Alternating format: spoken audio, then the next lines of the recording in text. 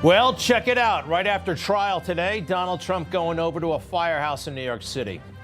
As MC Hammer once said, can't touch this. Does that look like a man who can be stopped? I don't think so. I don't think Alvin Bragg or Jack Smith and the rest of them are going to be able to stop this. Just a hunch. Actually, it's a conviction. I know it. You know it. Sure, the deep state, they can stop some men, some presidents. They stopped Richard Nixon 50 years ago this summer, 1974, August. That's when Richard Nixon resigned. And contrary to a lot of people, well, what they think they know about that, it wasn't really Nixon. He didn't do anything wrong. It was a deep state plot to get him. Absolutely. Now, Nixon and Trump, they have a lot in common, but also a lot of things not in common. Here's the moment that Richard Nixon, just before he left the White House, the day he resigned. My mother was a saint.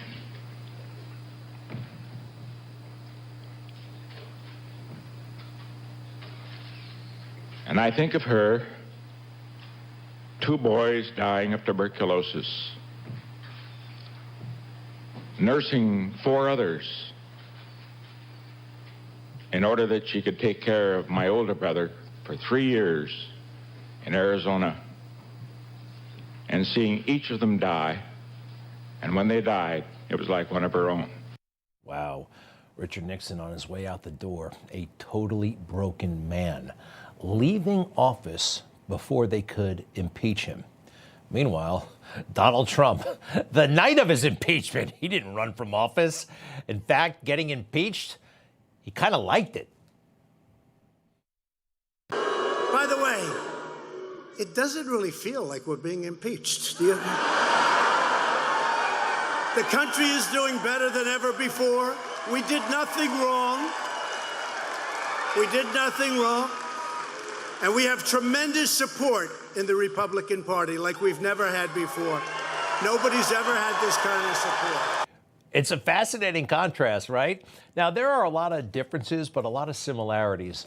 By the way, Richard Nixon and Donald Trump knew each other. Richard Nixon, and especially his wife, Patricia, saw total political potential in Donald Trump. They would not be surprised that he actually became president. Richard Nixon died in 1994. Watergate. You know about Watergate? Okay, so the resignation happened 50 years ago this summer. Watergate was broken into in June of 1972. A lot of people think that this is the basic story. Democratic officials today held a series of meetings to talk about tighter security at their national headquarters here in Washington. They admit there isn't much they can do about the break-ins, but they hope to come up with something. The burglars broke through a fire escape door that led to the committee's offices. Some campaign memoranda was found on one of the suspects, apparently taken from this office of Youth Affairs. But party officials say no security files were touched. Most of the offices, including that of Chairman Lawrence O'Brien, have been checked for electronic bugs, and none has been found. All right, just a bizarre burglary by a couple of zealots, right? No, a Central Intelligence Agency set up. Half of these guys actually worked for the CIA. Not retired, but had active connections going with the Central Intelligence Agency. And they were out to get Nixon. And so was the FBI. Totally.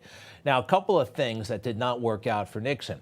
J. Edgar Hoover, who was a very flawed individual in a lot of different respects, but basically a patriot, he died the month before the Watergate break-in.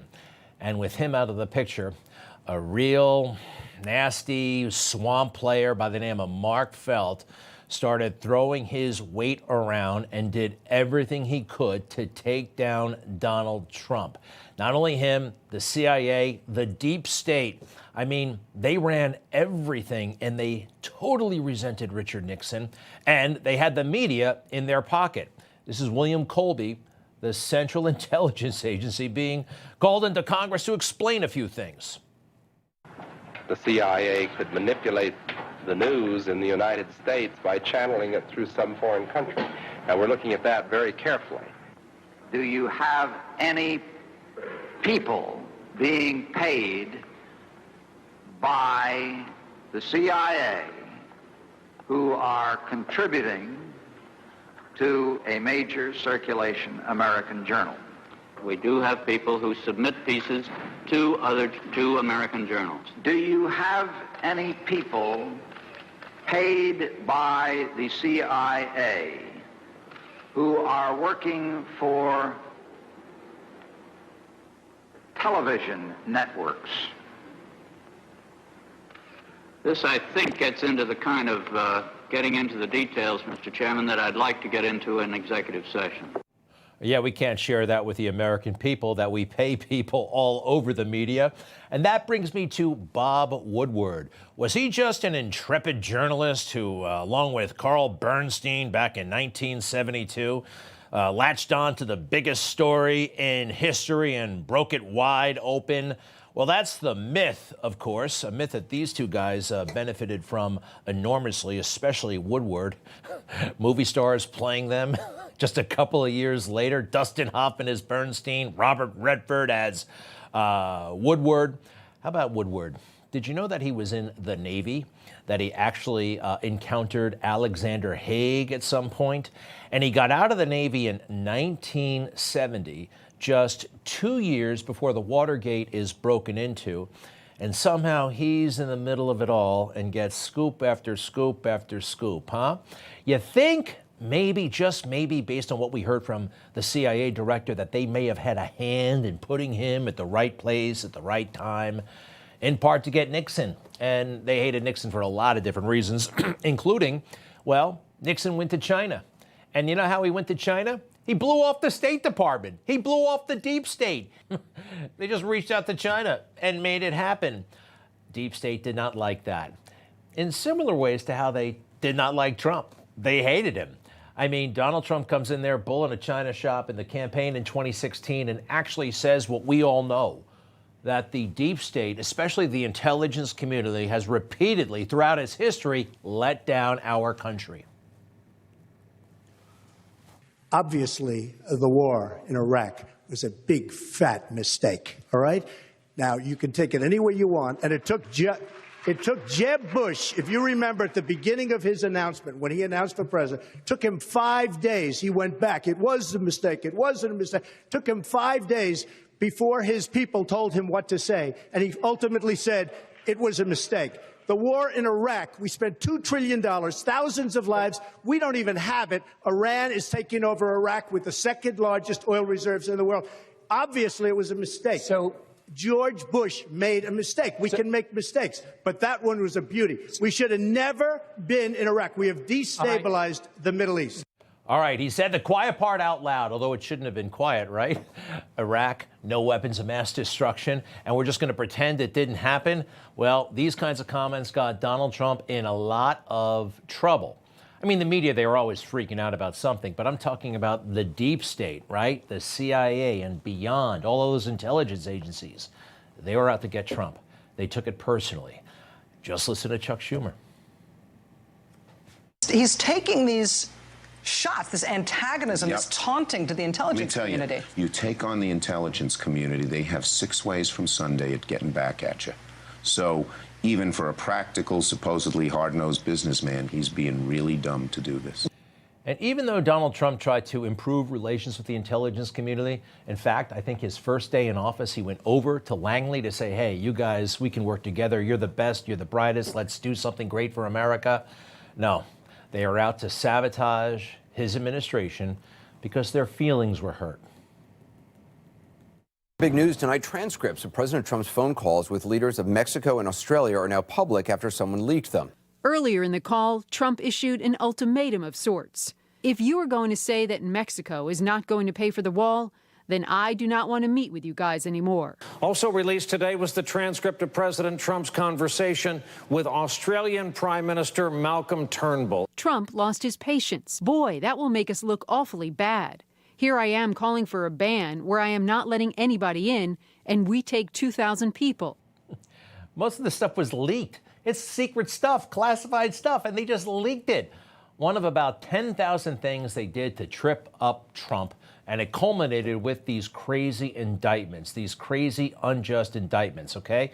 And it's all paying a price for basically assuming that America is a democracy and that those intelligence agencies actually reported to the people, not the people reporting to them.